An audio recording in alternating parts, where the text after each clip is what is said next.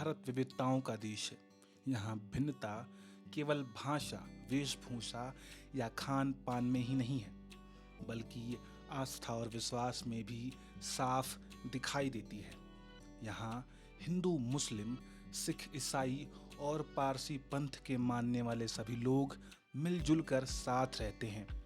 यही कारण है कि भारतीय प्रत्येक पंथों का सम्मान करते हुए एक दूसरे का उत्सव भी उत्साह के साथ मिलजुल कर मनाते हैं। चाहे रंगों से सराबोर रंगों का त्योहार होली हो, दीपों की उजास से जगमगाती दीपावली, भाईचारे का संदेश देती ईद, या फिर प्रेम, करुणा और शांति का प्रतीक क्रिसमस। हर पर्व भारत की गंगा जमनी तहजीब को और अधिक मजबूत करता है। इन त्योहारों को मनाते समय धर्म की सीमाएं स्वतः ही धुंधली हो जाती हैं और मानवता का भाव सबसे ऊपर आ जाता है। यही भारत की पहचान है। नमस्कार साथियों, मेरा नाम विमलानंद है और आप देख रहे हैं डीडी हिमाचल। आज हम बात करने वाले हैं क्रिसमस की। क्रिसमस जिसे ईसा मसीह के जन्मदिवस के रूप में मनाया जाता है। जीसस के जन्म का उल्लेख हमें बाइबल और अन्य ग्रंथों में भी देखने को मिलता है। In the book of Matthew chapter 1 verses 18 to 25, the Bible talks about Jesus' birth. Jesus was born in a manger, not a palace. He was born among the sheep and the cattle, not among the royal people. He was visited by shepherds, not the politicians or the big shots of that time. And he lived and grew up as a poor child. यहूदिया देश के Nazareth नामक एक छोटे से नगर में मरियम नाम की एक पवित्र और सरल युवती रहती थी। उसकी मंगनी यूसुफ नामक एक धर्मी और ईमानदार पुरुष से हुई थी। यूसुफ बढ़ई था, मेहनती, शांत स्वभाव का और ईश्वर पर पूरा भरोसा रखने वाला। मंगनी के कुछ समय बाद एक ऐसी घटना घटी जिसने यूसुफ को भीतर तक विचलित कर दिया। मरियम पवित्र आत्मा की ओर से गर्भवती पाई गई। यूसुफ यह देखकर स्तब्ध रह गया। उसका हृदय प्रश्नों से भर गया, परंतु वह मरियम को अपमानित या बदनाम नहीं करना चाहता था। वह जानता था कि मरियम निर्दोष है, इसलिए उसने मन ही मन यह निश्चय किया कि वह चुपचाप उससे अलग हो जाएगा, बिना किसी को कुछ बताए।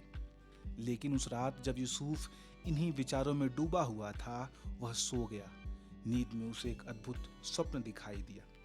स्वप्न में प्रभु का एक स्वर्गदूत उसके सामने प्रकट हुआ और कोमल लेकिन भारी आवाज में बोला, हे यूसुफ, दाऊद की संतान, तुम मरियम को अपनी पत्नी के रूप में स्वीकार करने से मत डर, क्योंकि जो उसके गर्भ में है वह पवित्र आत्मा की ओर से है। वह एक पुत्र को जन्म देगी और तू उसका नाम यीशु रखना, क्योंकि वही अपने लोगों को उनके पापों से उद्धार करेगा। स्वर्गदूत ने आगे कहा, यह सब इसलिए हो रहा है ताकि वह वचन पूरा हो सके जो ईश्वर ने भविष्य के लिए कहा था, देखो एक कुंवारी गर्भवती होगी और पुत्र को जनेगी और उसका नाम इमैनुअल रखा जाएगा, जिसका अर्थ है परमेश्वर हमारे साथ। यूसुफ की नींद खुली। उसका हृदय अब भय से नहीं था, बल्कि विश्वास और शांति से भर गया था। उसने बिना किसी संदेह के प्रभु के दूत की आज्ञा मानी और मरियम को अपने घर ले आया। उसने उसका पूरा सम्मान किया और पवित्रता के साथ उसके साथ रहा। समय पूरा होने पर मरियम ने एक पुत्र को जन्म दिया। यूसुफ ने स्वर्गदूत के कहे अनुसार उसका नाम यीशु रखा। वहीं नए विधान के लूका के 2:1 से 2:20 तक जीसस के जन्म की कहानी बड़े विस्तार से बताई गई है। समय जो एक जो है फरमान निकला जिसमें सारे जगत के लोगों के नाम लिखाई जाए। जिस प्रकार से जनगणना में होता है उसी प्रकार से ये भी जो फरमान जारी किया गया। रोमन साम्राज्य का शासन सम्राट ऑगस्टस कैसर के हाथों में था। एक दिन उसने आज्ञा दी कि पूरे राज्य में रहने वाले सभी लोगों के नाम लिखे जाएं, ताकि जनगणना की जा सके। यह पहली बार हुआ जब यह नाम लिखाई की गई और उस समय क्विरिनियुस सूरिया का हकीम था। सम्राट की आज्ञा के अनुसार हर व्यक्ति को अपने पैतृक गांव में जाकर नाम लिखवाना था। इसी कारण यूसुफ, जो राजा दाऊद के वंश से आता था, गलील प्रदेश के नासरत नगर से यहूदा के बैतलहम नगर की ओर चल पड़ा। उसके साथ उसकी मंगेतर मरियम भी थी, जो उस समय गर्भवती थी। वे दोनों नाम लिखवाने के लिए लंबी यात्रा करके बैतलहम पहुंचे। बैतलहम को गए और बैतलहम में जो थे उस समय सब लोग विश्व से आए हुए थे, वहाँ रहने के लिए कोई जगह नहीं थी और सब वो ढूंढते रहे मगर उनको एक जगह मिली सराय में भी जगह नहीं थी, मगर जो है एक गौशाला थी, वहाँ पर एक जगह मिली और वो वहीं पे जो गौशाला में जो थे रहे, वहीं प्रभु यीशु मसीह का जो जन्म हुआ।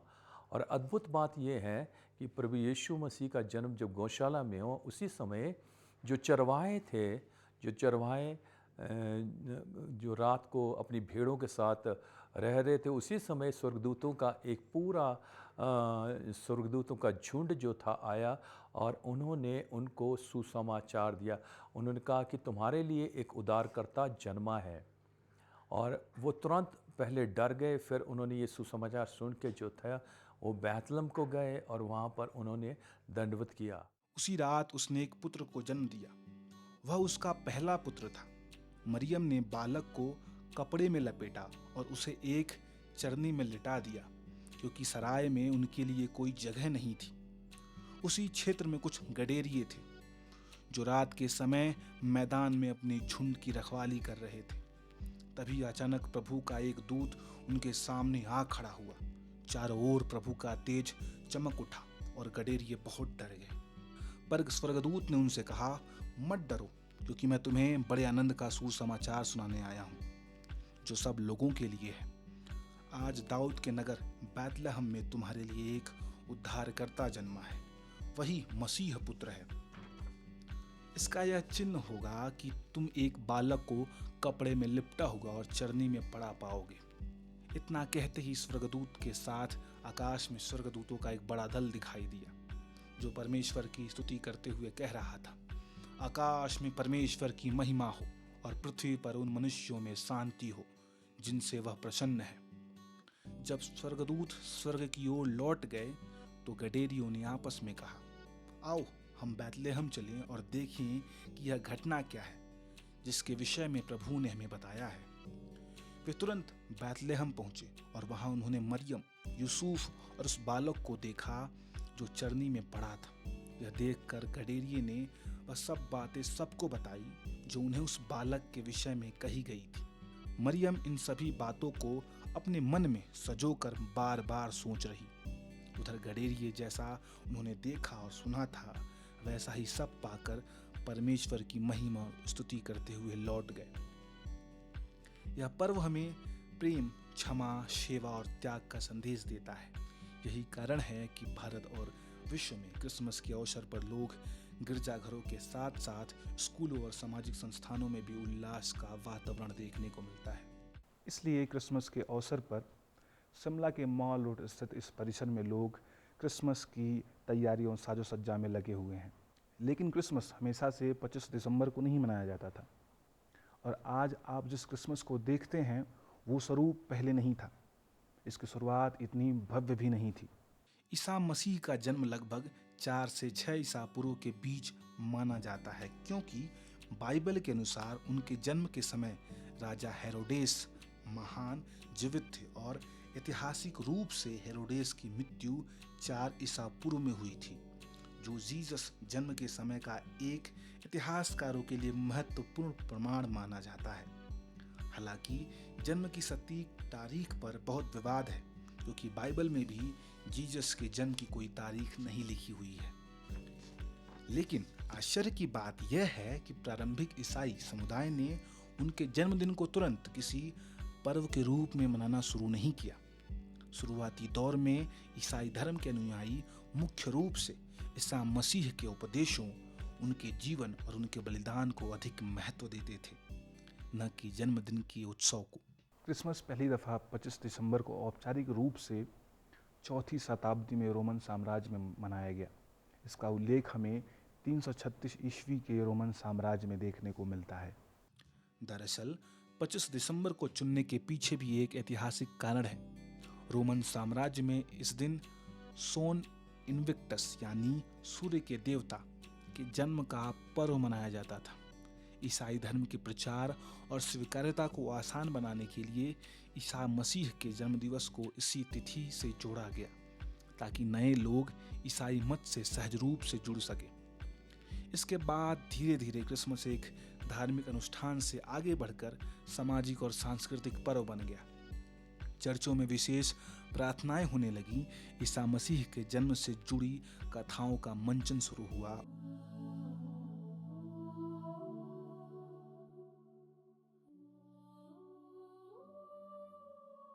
बहुत साल पहले नासरत नामक नगर में मरियम नाम की एक युवती रहती थी। वो बहुत भक्ति भाव से ईश्वर की प्रार्थना करती थी। एक दिन उसके पास ईश्वर का दूत आया। मरियम, मत डरना, प्रभु तुम्हारे साथ हैं। तुम एक पुत्र को जन्म दोगी और उसका नाम यीशु रखना। वो लोगों को पापों से मुक्त करेगा। मैं प्रभु की दासी हूं, जैसा तुमने कहा है वैसा ही हो।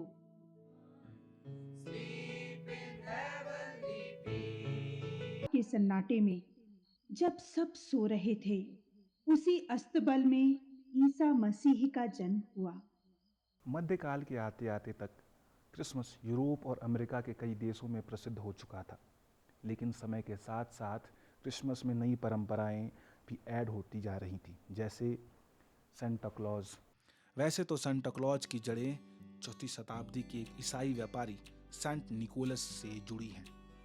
सेंट निकोलस तुर्की के मायरा क्षेत्र में रहने वाले एक ईसाई अमीर व्यवसायी थे, जो अपनी दयालुता, गुप्त दान और बच्चों के प्रति प्रेम के लिए प्रसिद्ध थे। कहते हैं कि वे रात के अंधेरे में चुपचाप जरूरतमंदों के घरों में सोने के सिक्के छोड़ दिया करते थे। यही परंपरा आगे चलकर उपहार देने वाले सेंटा क्लॉज की कहानी में बदल गई। डच परंपरा में इसे सेंटर क्लॉस कहा जाता था। जब डच लोग अमेरिका पहुंचे तो यही नाम धीरे धीरे बदलकर सेंटा क्लॉज बन गया, जिसके बाद समय के साथ यूरोप और अमेरिका में सेंटा निकोलस की छवि बदलती गई। 19वीं शताब्दी में लाल कपड़े, सफेद दाढ़ी, हंसमुख चेहरा और हो की हंसी करने वाला सेंटा क्लॉज लोकप्रिय हुआ। इसे दुनिया भर में पहचान दिलाने का श्रेय काफी हद तक सॉफ्ट ड्रिंक कंपनी को जाता है। 1930 के दशक में इस कंपनी ने क्रिसमस के दौरान अपने प्रचार के लिए कलाकार हैंडन सैंडब्लोम सेंटा क्लॉज की तस्वीर बनवाई। इन विज्ञापनों में सेंटा को खुशमिजाज, परिवारों के बीच रहने वाला, बच्चों के मित्र और सॉफ्ट ड्रिंक पीते हुए दिखाया गया। इन विज्ञापनों का इतना गहरा प्रभाव पड़ा कि यही छवि धीरे धीरे वैश्विक मानक बन गई, जो आज पूरी दुनिया में क्रिसमस का सबसे बड़ा प्रतीक बन चुकी है। क्रिसमस ट्री की शुरुआत भी जर्मनी के देश से मानी जाती है, जहाँ पे इन सदाबहार पेड़ों को प्राचीन जर्मनी के लोग जीवन और खुशहाली के साथ साथ पुनर्जन्म का प्रतीक मानते थे, और ईसाइयों ने इस परंपरा को ईसा मसीह के आगमन से जोड़ा। 16वीं शताब्दी में जर्मनी में पहली बार घरों में पेड़ सजाने की परंपरा शुरू हुई। बाद में इस पर मोमबत्तियां, सितारे और सजावटी वस्तुएं लगाई जाने लगी। आज क्रिसमस ट्री आशा, प्रकाश और जीवन की निरंतरता का प्रतीक बन चुका है। वहीं भारत के शुरुआती ईसाई या थॉमस के अनुयायी शुरुआती दौर में यूरोप की तरह देवदार या फर के पेड़ आसानी से उपलब्ध न थे। ऐसे में यहाँ के ईसाइयों ने स्थानीय संस्कृति और प्रकृति के अनुसार केले व बांस के पेड़ को क्रिसमस ट्री के रूप में अपनाया। केले का पेड़ भारत में समृद्धि, शुद्धता और जीवन का प्रतीक माना जाता है। यही कारण है कि भारतीय ईसाइयों में केले के पेड़ को सजाया जाता था। यह परंपरा इस बात का प्रमाण है कि भारत में क्रिसमस ने स्थानीय संस्कृति के साथ सामंजस्य बैठाकर अपनी पहचान बनाई। आज भी दक्षिण भारत के ग्रामीण इलाकों के कुछ जगह केले के पेड़ से क्रिसमस सजाने की परंपरा जीवित है, जो भारतीय ईसाई परंपरा की विशिष्टता को दर्शाती है। क्रिसमस कैरोल यानी धार्मिक गीतों की परंपरा। शोर दुनिया में ये हो गया, शोर दुनिया में ये हो गया, आज पैदा मसीह हो गया, आज पैदा मसीह हो गया। शोर दुनिया में ये हो गया, शोर दुनिया में ये हो गया, आज पैदा मसीह हो गया, आज पैदा मसीह हो गया, आज पैदा मसीह हो गया।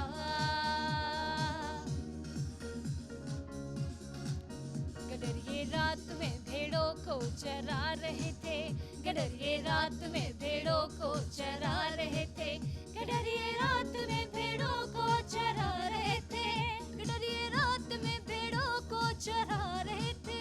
दूत संदेश, दूत संदेश, दूत संदेश उन्हें दे गया, दूत संदेश उन्हें दे गया, आज पैदा मसीह हो गया, आज पैदा मसीह हो गया।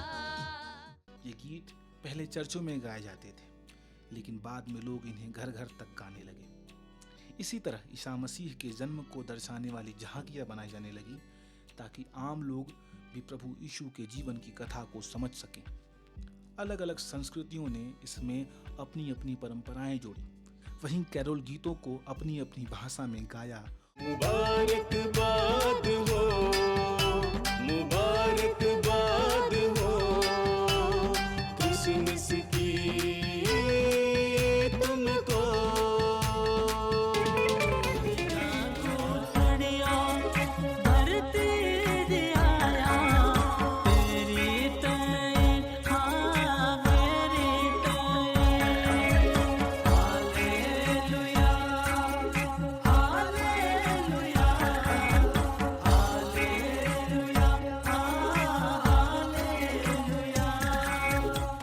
मुझे क्रिसमस में ज़्यादा अच्छा लगता है कि डांस करना मुझे क्रिसमस में बहुत अच्छा लगता है। मुझे क्रिसमस इसलिए अच्छा लगता है क्योंकि सभी घर को सजाया जाता है और सब हमारी प्रकृति सुंदर दिखती है और उस दिन बच्चे डांस और गाते हैं।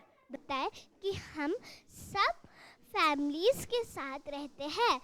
छुट्टियों में बहुत मज़ा आता है और क्रिसमस बहुत स्पेशल है क्योंकि सिर्फ एक बार आता है। मेरे को क्रिसमस इसलिए अच्छा लगता है क्योंकि उसमें हम ट्री भी सजाते हैं और साथ ही साथ डांस भी करते हैं।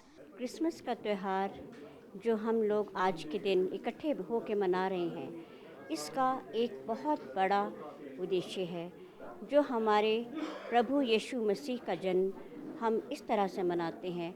और ये जो संदेश है जो हमारे प्रभु यीशु मसीह ने शांति, खुशी और प्यार, ये संदेश हम सबको उन्होंने प्रदान किया है। और हम इस त्यौहार के ज़रिए हम खुशियाँ आपस में मिलकर बांटते हैं और हम एक दूसरे को मिलकर प्रेम का संदेश देते हैं। और आज के पार्टी कल्चर में भी इसे आधुनिक कर दिया गया है।